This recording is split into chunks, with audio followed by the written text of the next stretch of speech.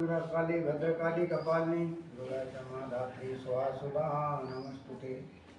आज सप्तम व्रत में आज माता का 7वां व्रत है और 7वां अध्याय आज माता का दुर्गा सप्तशती में 7वां अध्याय चल रहा है।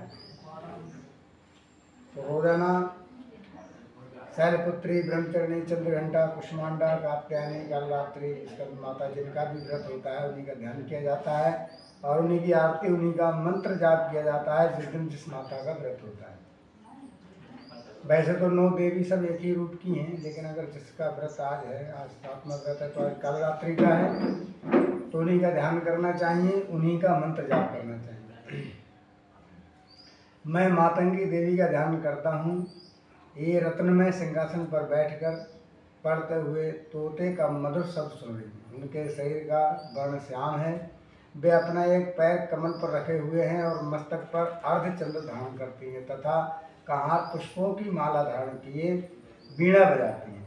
उनके अंग में कसी हुई चोली शोभा पा रही है, जैसे लाल रंग की साड़ी पहने हाथ में शंख में पात्र लिए हुए हैं। उनके बदन पर मधु का हल्का हल्का प्रभाव पड़ रहा है और लाड में बेली शोभा दे रही। ऋषि कहते हैं तदनंतर शुभ की आज्ञा पाकर वे चंड मुंड आदि दैत्य चतुर्ंगी सेना के साथ अस्त्र शस्त्रों से सुसज्जित होकर चल दिए।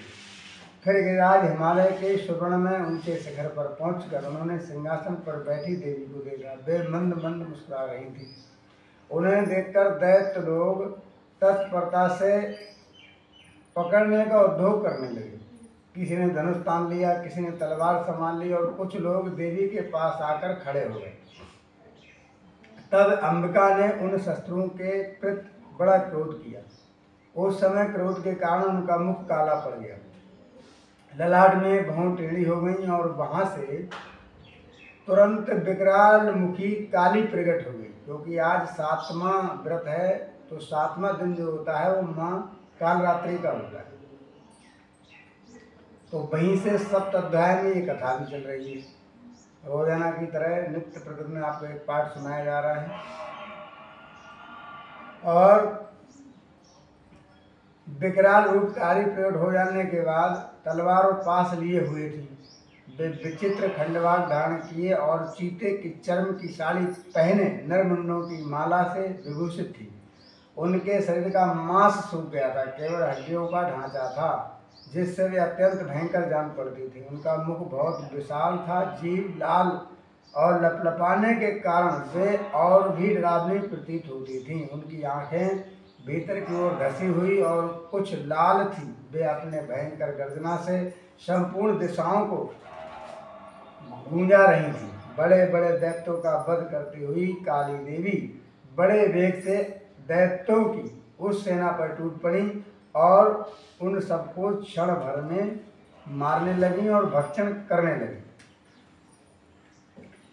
वे पास वर्ष को आकुंशधारी महावतों योद्धाओं और घंटा सहित कितने ही हाथियों को एक ही हाथ से पकड़कर मुंह में डाल लेती थी। इसी प्रकार घोड़े रथ और सारथियों के साथ रथी सैनिकों को मुंह में डालकर वे उन्हें बड़े भयानक रूप से चबा डालती थी। किसी के बाल पकड़ लेती, किसी का गला दबा देती, किसी को पैरों से कुचल डालती और किसी को छाती के धक्के से गिराकर मारकर उसे मार डालती। वे असुरों के छोड़े हुए बड़े बड़े अस्त्र शस्त्र मुंह में पकड़ लेती और रोष में भरकर उनको दांतों से पीस डालती थी। काली ने बलवान एवं दुरात्मा दैत्यों की वो सारी सेना रौंद डाली, खा डाली और कितनों को मार भगाया। कोई तलवार के घाट उतर गए, कोई खड़वांग के पीटे गए और किसी ने कितने तो ही असुर दांतों के अग्रभाग से कुचलकर जाकर के मृत्यु को प्राप्त हो गए। उन्होंने दांतों से अपने मुंह से ही मार डाले। इस प्रकार देवी ने असुरों की उस सारी सेना को क्षण भर में मार गिराया।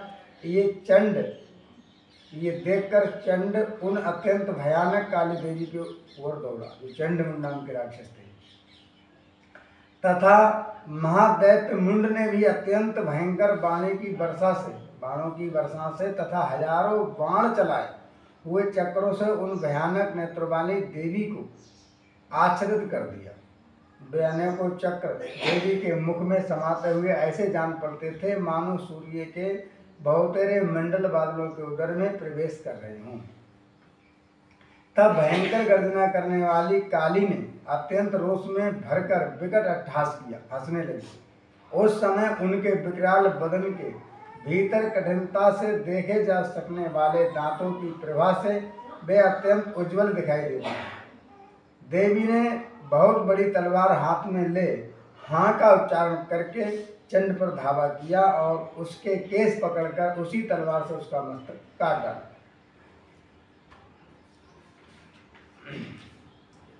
चंड को मारा गया देखकर मुंड भी देवी की ओर दौड़ा।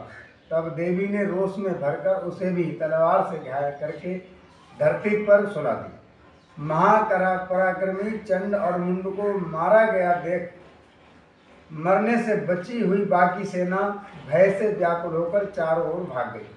तदनंतर काली ने चंड और मुंड का मस्तक हाथ में ले चंडिका के पास जाकर प्रचंड अट्टहास करते हुए कहा, देवी मैंने चंड और मुंड नामक इन दोनों महापशुओं को तुम्हें भेंट किया है। अब युद्ध में तुम शुंभ और निशुंभ स्वयं ही वध करना होगा।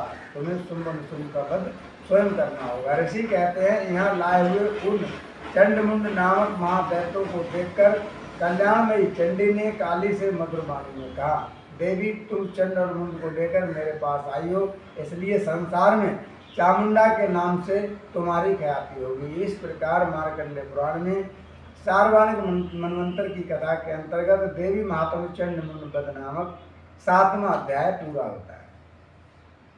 अब आगे कल आपके लिए 8वां अध्याय, क्योंकि कल अष्टम व्रत होगा तो उसमें रक्तवीर का वध आएगा, वो कथा आपके लिए सेवन कराई जाएगी। जय जय माता की, जय श्री राधे, जय श्री।